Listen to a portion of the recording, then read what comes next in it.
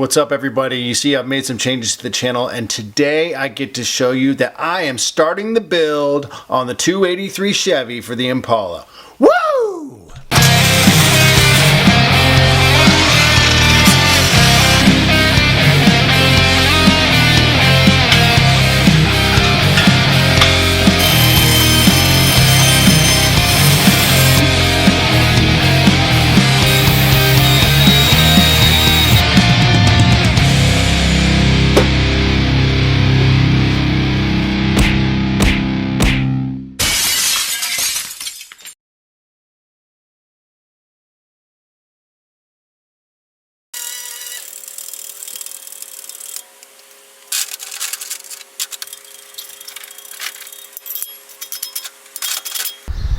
This is a small block Chevy, 283 cubic inches, bored 030 over.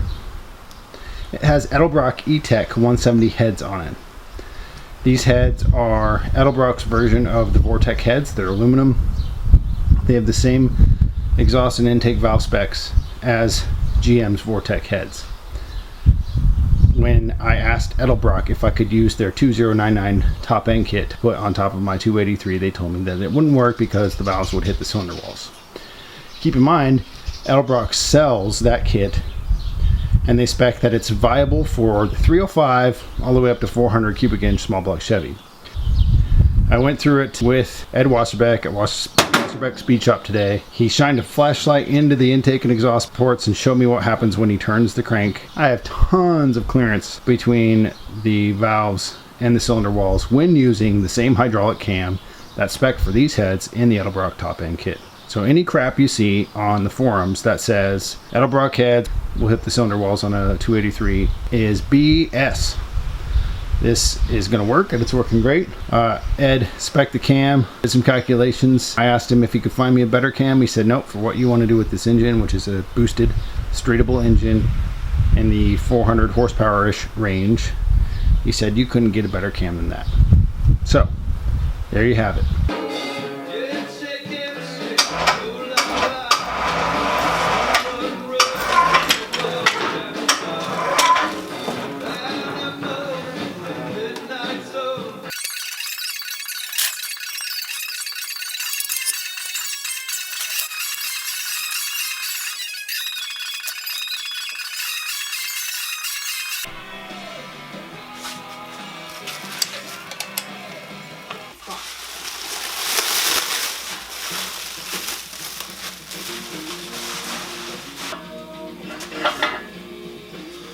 And there she is. Alright, ladies and gentlemen, here comes a thing of beauty.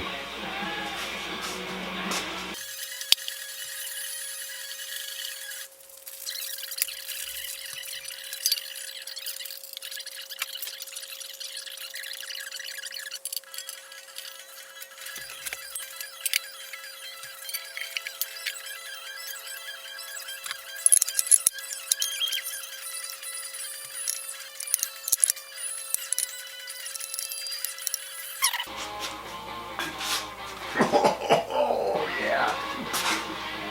Oh, it's freaking beautiful. I'm so pumped about this because this is something I've been dying to know.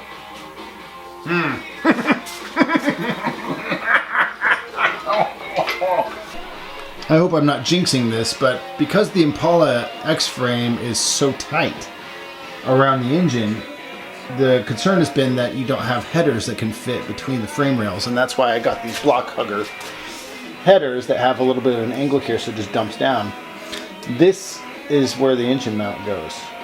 So it's right next to the engine mount. Hopefully none of that interferes and I can dump right down between the frame rails, which is exactly what I hoped.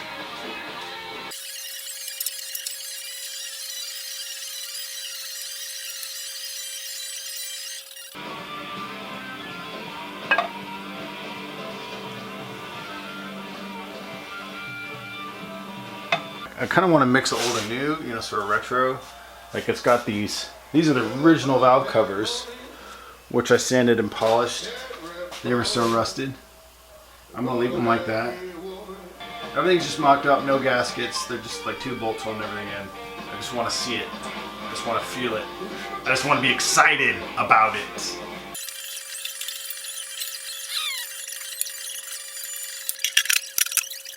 Oh, it's a beautiful thing. Look at that. Oh my goodness. Look at that beauty. Oh my God, it's great. That is power.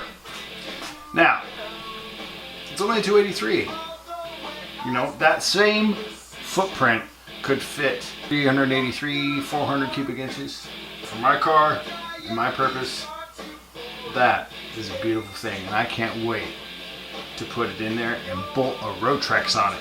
This has, I think I mentioned, it's 30 thousandths bored over, which makes it somewhere around a 290 cubic inch motor.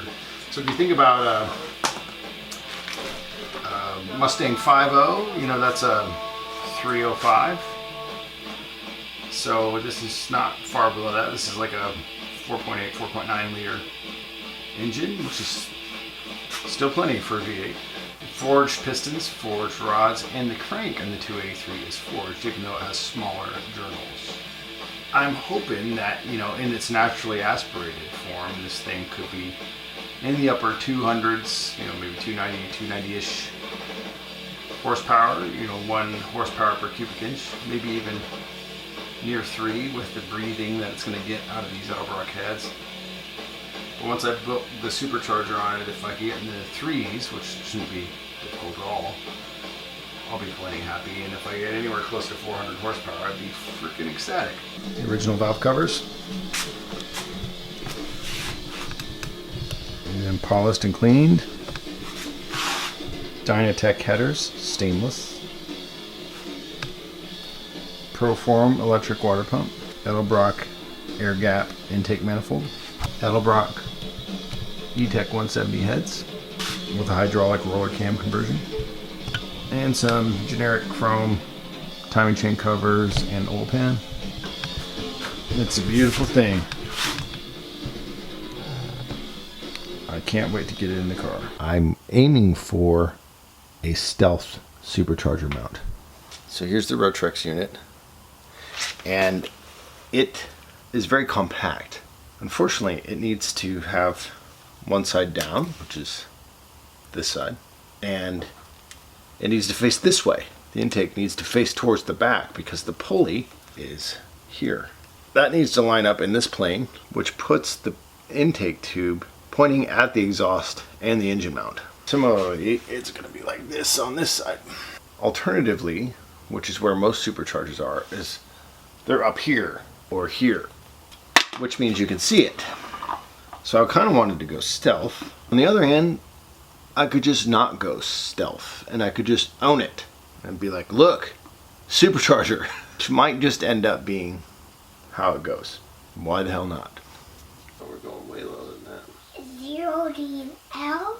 1240. That is 0DL is not even a number. 1.24 inches. 1.240 inches.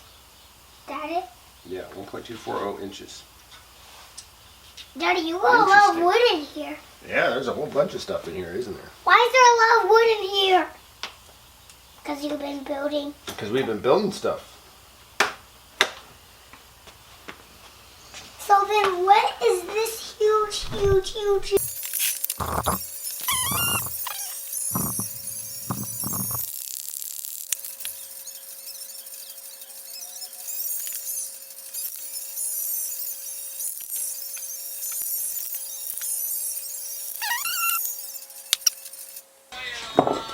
So I'm going to paint the whole engine with this 500 degrees.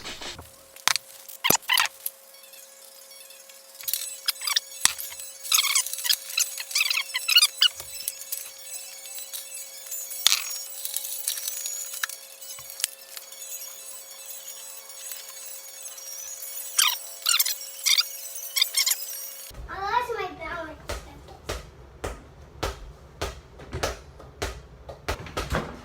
150 degrees.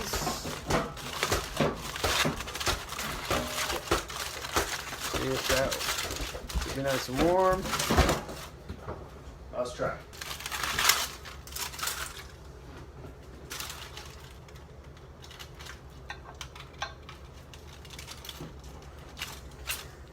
Does it work?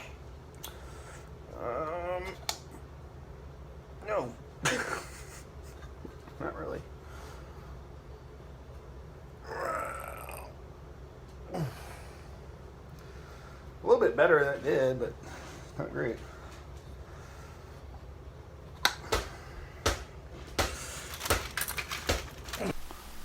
Okay, now I'm trying 5/8 instead of 16 millimeter. I heated this up to 150 degrees in the oven. I put that in the freezer. So say that's 30 degrees Fahrenheit. This was 150 Fahrenheit, so it's a 120 degree difference. Barely resulted in me being able to put this in. I'm going to try to tap this in. Daddy, for only me to lift, you know what? You can lift it up for me. Okay, I'll do that. You can lift the big show up for me, okay, Daddy? Yep. If it's too heavy for me. Okay.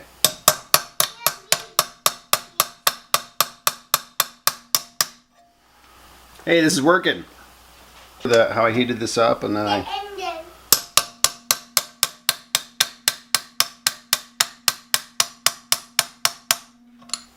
wow. This just seems like a really ridiculous way to do something.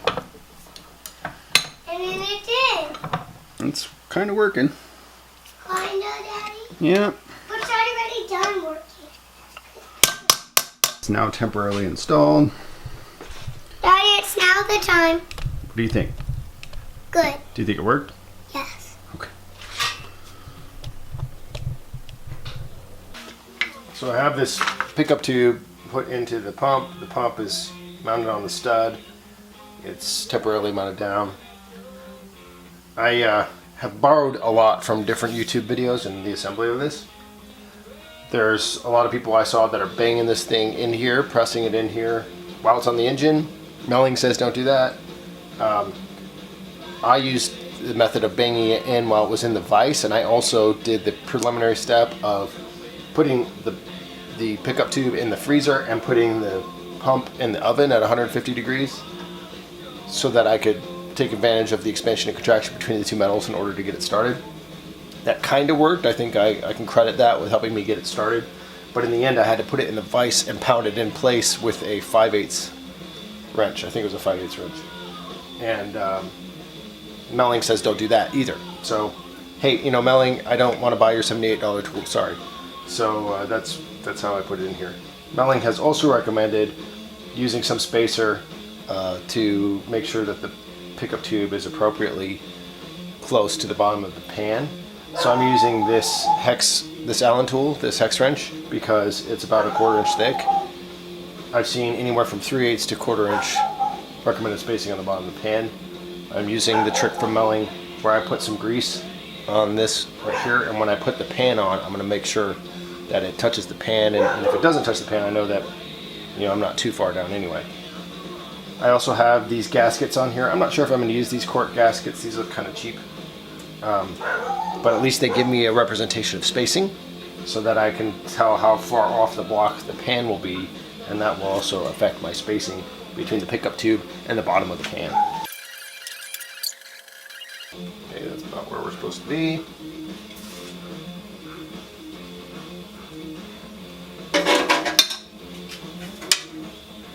And did not touch the bottom of the pan. So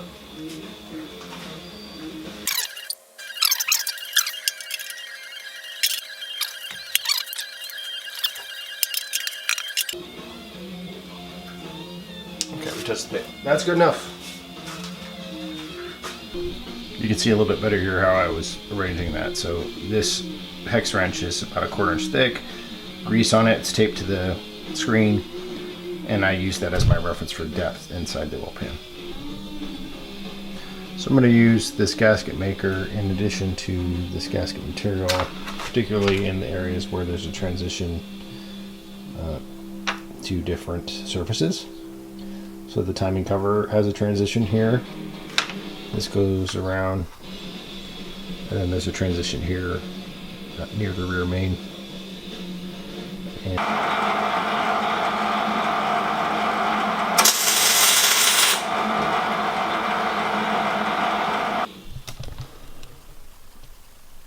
spot welded that on.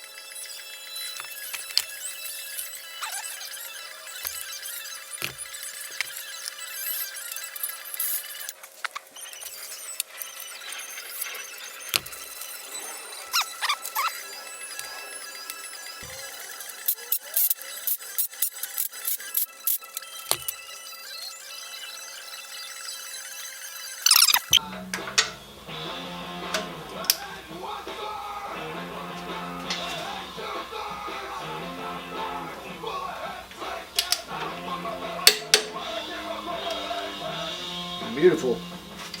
This is torqued. This is spot welded. This is pressed in and spot welded. This drive shaft is installed. RTV all the way around. Gasket, gasket, gasket, tightened, installed. I think I could put the oil pan on. I'm using a dress-up kit for the whole engine from Speedway. You can see this says stainless steel bolt kit for a small block Chevy for the oil pan. That's what I just used to put that oil pan on. And the whole box has tons of stuff in it.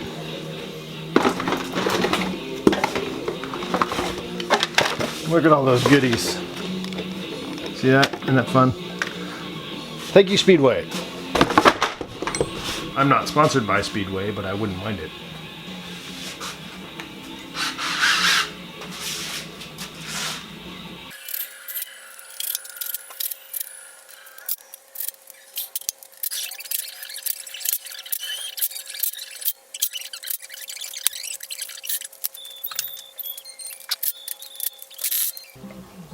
I think this says that those bolts should be cranked down to 12 pound-feet.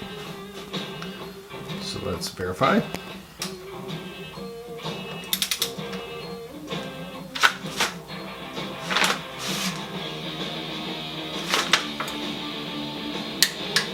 So we put on the oil pan and the oil pump.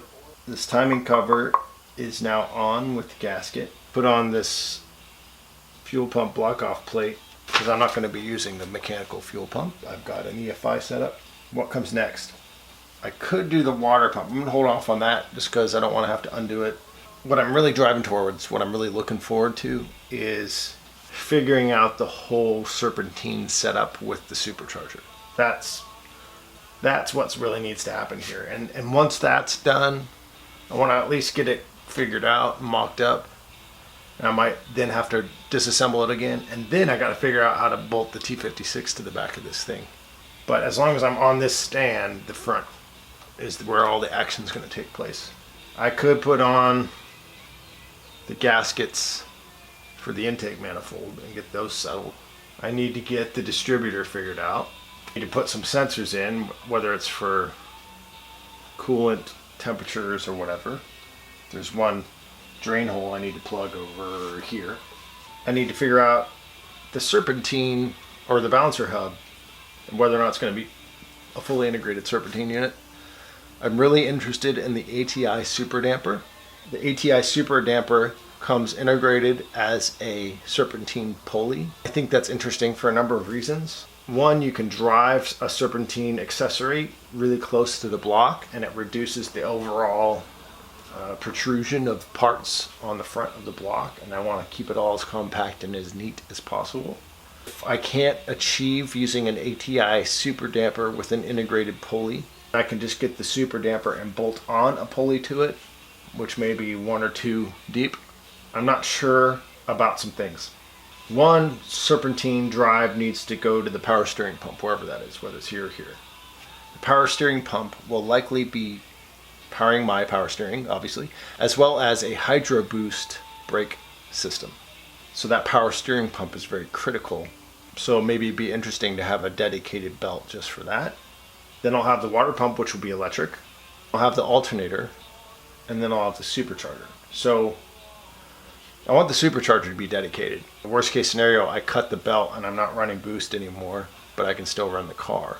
Maybe the power steering pump and the alternator will be driven off one pulley, and then the supercharger will be driven off another pulley.